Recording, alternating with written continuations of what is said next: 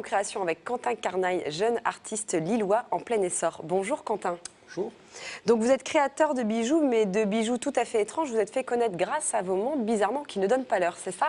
Exactement. Expliquez-moi un petit peu votre histoire. Alors, l'histoire est arrivée un peu bêtement. J'étais en 5e année d'architecture. J'offre une paire de boutons de manchette à mon père qui se retrouve aux Antiquaires du Louvre. Et de là, je décide quelque part d'exprimer ma créativité à travers ce projet qui traite du temps et de l'horlogerie mécanique en fait. Donc en gros, vous avez vous avez confectionné un bijou pour votre papa qui s'est fait repérer ce bijou. Aujourd'hui, il est aux Antiquaires du Louvre. Et donc, ça vous a donné l'idée de créer les bijoux à partir comme matière première de matériaux d'horlogerie, c'est ça? Exactement. Donc, vous allez glaner chez les horlogers, vous allez où pour avoir tout ça? Alors bon, il y a plusieurs petites astuces. Je ne veux pas tout révéler, mais auprès des particuliers, en braderie, chez les horlogers, et puis quelques petits secrets en plus. Et j'ai entendu dire que certaines personnes célèbres portaient vos bijoux.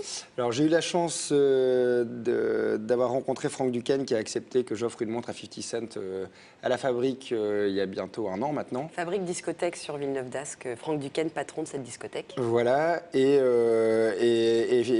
en fait je me suis rendu compte la semaine suivante que 50 Cent portait les montres dans ses clips, etc. Donc, c'est pas vrai. Donc petit coup de com gratuit qui était plutôt sympa. Bah, petit coup de com, gros coup de com quand même. Juste 50 Cent, il porte votre montre, c'est quand même jour de fête, non? C'est pas mal. C'est pas mal. Et on les trouve où ces merveilles? Parce que c'est magnifique. J'ose même pas les toucher. Les montres, on peut les retrouver au Touquet à la Galerie Wagner. On peut les trouver à ma propre boutique atelier au 62 rue du Faubourg des Postes, donc qui est une boutique encadrée par Maison de Mode. Donc ici à Lille. Voilà, association qu'on ne présente plus. Sur Paris, on les trouve chez ABP Paris, place du marché Saint-Honoré. On les trouve aux Antiquaires du Louvre. Et enfin, chez Colette, chez qui j'ai signé la semaine dernière. Et d'ailleurs, vous avez une petite histoire à nous raconter par rapport à la vente chez Colette. En effet, alors chez Colette, j'ai eu la chance d'être repéré par Sébastien, qui est un vendeur de chez Colette que je salue, qui a accepté de m'introduire dans la boutique alors que je ne suis pas encore une marque très très connue, on va dire. Si d'ailleurs on peut parler de marque, parce qu'on est une référence en tout cas, voilà. Parce que c'est même plus une marque là à ce niveau-là, c'est une référence. Donc, et donc du coup, ce qui est rigolo, c'est qu'effectivement, j'avais rendez-vous à 11 h, donc mardi dernier. Je pars à midi, et à 13 h 30, Sébastien m'appelle pour me dire qu'en fait, la première montre a déjà été vendue. Donc c'était, disons, une entrée en grande pompe chez Colette. Voilà. Bah, bravo, merci beaucoup. Et je vois ce truc qui tient tout seul. Vous pouvez nous expliquer un petit peu ce que c'est? Alors ici, on est sur une pièce qui s'appelle Apesanteur, donc qui est une sculpture en lévitation magnétique, un petit peu vivante, si vous voyez, elle bouge un petit peu. Et donc en fait, l'idée, c'est de travailler aussi bien sur une gamme de bijoux, mais aussi sur des tableaux, sculptures. Et là, en l'occurrence, c'est une sculpture qui fait référence à l'origine de la lecture du temps, qui est l'astronomie.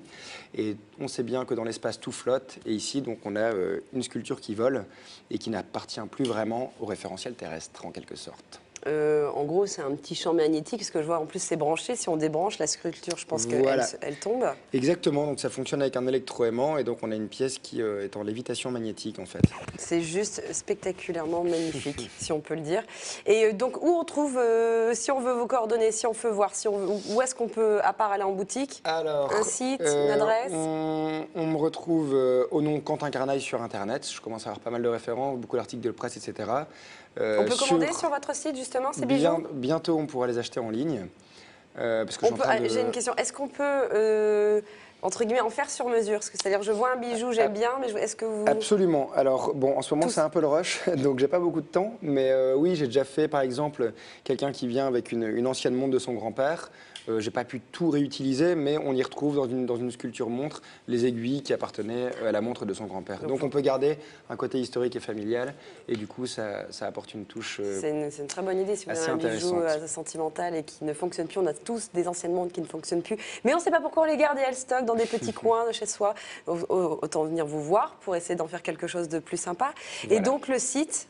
Donc le site, sur le plus grand des réseaux sociaux, le plus connu, ça c'est ce qu'il y a de plus dynamique pour suivre les actualités.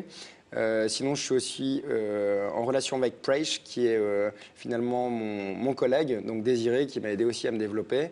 Donc on peut retrouver les informations sur Preach, sur Internet, et aussi sur Quentin Carneille, le site officiel quentincarneille.com. Voilà. Merci beaucoup Quentin. Donc si vous avez compris, notre artiste lillois est en train de grandir. Un jour, il va quitter Lille et ira à la capitale.